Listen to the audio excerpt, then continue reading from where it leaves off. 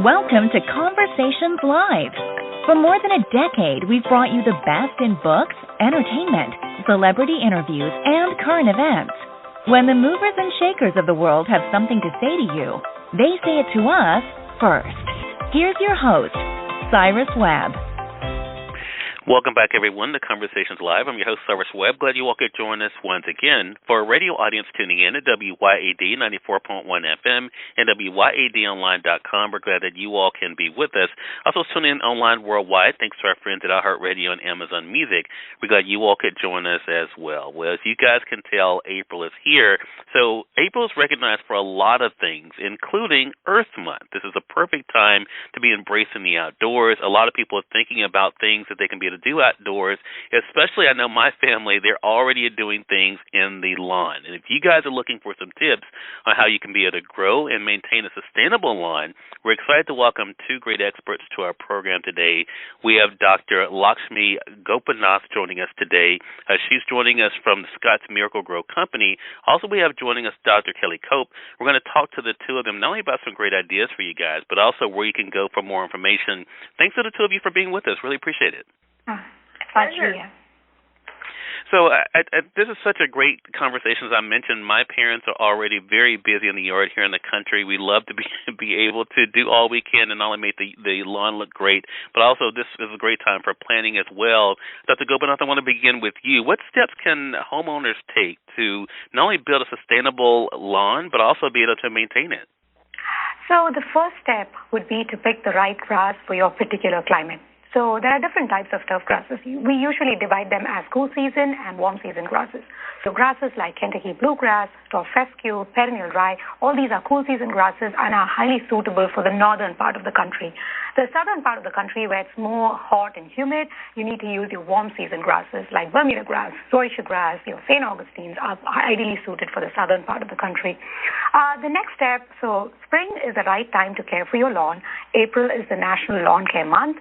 So when your grasses are waking up from the winter dormancy and you see that greening, it's the right time to put down your turf builder lawn food. And also spring is the right time to seed.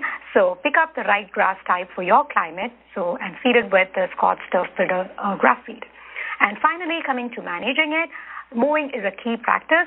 So make sure you mow your lawn higher so that it can encourage deep rooting so that the turf can resist all the stress that is coming its way throughout the year. That is a really good tip, and I don't think it's something that a lot of us think about. Dr. Kopp, what are some of the benefits of sustainable green spaces today? Well, there are many, and in particular many from grasses, including the absorption of carbon dioxide, release of oxygen, like every plant.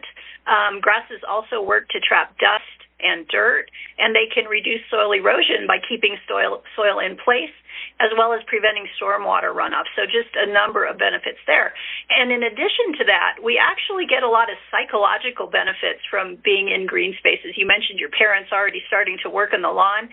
You know, we get a lot of stress reduction from that work. It's very gratifying. Lots of studies to show the positive benefits of spending time in green spaces.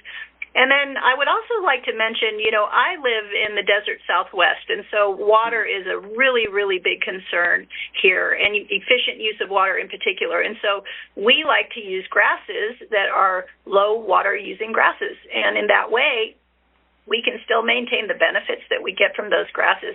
And the last thing I'll mention that I did, allude to a little bit before, is that grasses can help slow and retain stormwater. And what that does is allow that water to move through the soil and potentially improve our groundwater reserves. So just lots of benefits to sustainable green spaces.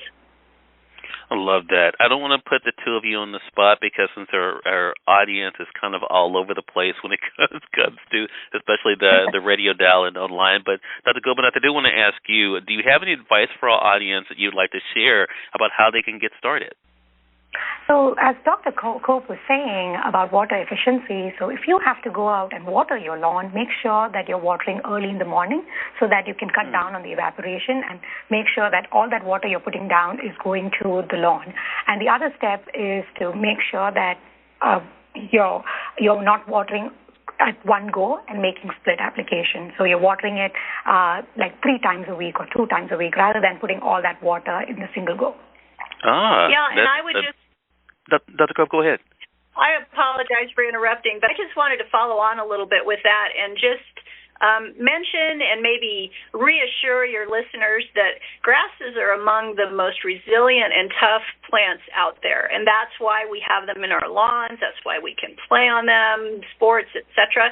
And so even when we're dealing with water restrictions and perhaps our grasses are entering dormancy, you can feel certain that they will recover when conditions are better and temperatures are lower and there's perhaps more rain, so that you can continue to use them, play, and enjoy them. Love that. Well, thanks to the two of you for sharing some great tips. Great for us as we're recognizing Earth Month. Dr. Kopp, I want to end with you. Where can our audience go for more information? Well, your audience can go to scotts.com for more information on all of the topics that we've mentioned. All right. Well, we'll make sure that we link that up for our audience. Thanks again for the two of you for dropping by, and looking forward to having you back on the program again. Thank you. Pleasure. Yeah. More than welcome. We thank your audience for tuning in to another great segment of Conversations Live, part of a Music and News segment here at WYAD. Until next time, I'm your host, Cyrus Webb, saying as always, enjoy your day, enjoy your life, enjoy your world. Thank you all for choosing Conversations Live, and let's go make today amazing. Take care.